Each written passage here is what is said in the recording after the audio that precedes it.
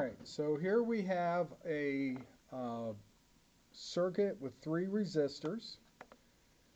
So these resistors are a 220 ohm resistor, a 330 ohm resistor, and a 470 ohm resistor. So the total resistance is 220 plus 330 plus 470, which is got it here on the calculator, which is 1020 ohms. Now I'm just using the nominal value based on the resistor color codes and not the measured values. So 220 plus 330 plus 470 gives you 1020 ohms, or 1.02 kilo ohms. So looking at the circuit, we have a 12 volt supply. So we have, there's a 12 volt supply here. And so if we calculate our total current, the total current is 11.765 milliamps.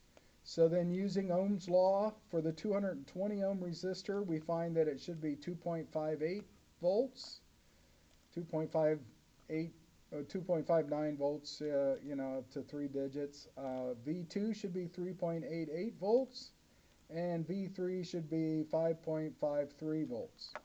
So I've marked those here on this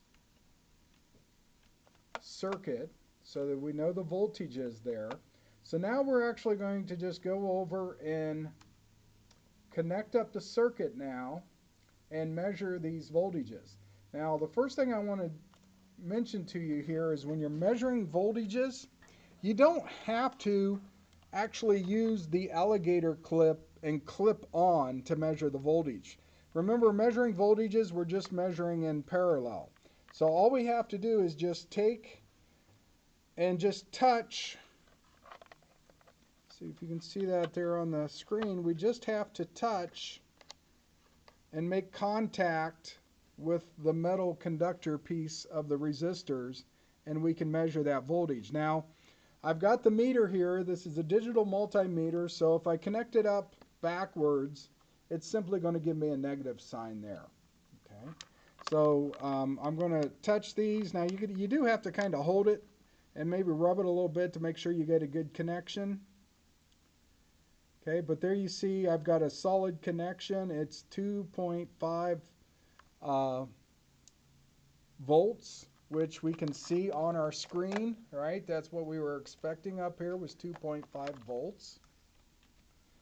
And so that was across the 220 ohm resistor. Now we're going to measure across the 330 ohm resistor, and we're getting 3.78 volts. We were expecting 3.88, so that's pretty close. Again, I just am using the nominal values. I didn't actually measure the resistance. So, the resistance of the meters or of the resistors can vary 5 or 10% depending on the type of resistor. So this is the 470. So I've connected over here now to the 470, and we're expecting, if I get a good connection there, 5.6 volts is what I'm getting. So it should be 5.53, and I'm getting about 5.6. So if we take up those voltages, 2.58, 3.88, 5.53, and add those up, we should be at our 12 volts. Again, that Kirchhoff's voltage law says that the sum of the voltage supplied, which is 12 volts here, okay, if we look at clear across all three resistors, so if I measure from the bottom resistor here to the top of the resistor, you get a good connection there. You see it's at 12.0 volts. So it's at 12 volts, and so this is 2.5 volts, and this is 3.78, about 3.8 volts, and this is 5.6 volts. So we add 5.7 volts. We add that up, all three of those up, it should equal the 12 volts of our supply. and that satisfies Kirchhoff's voltage law.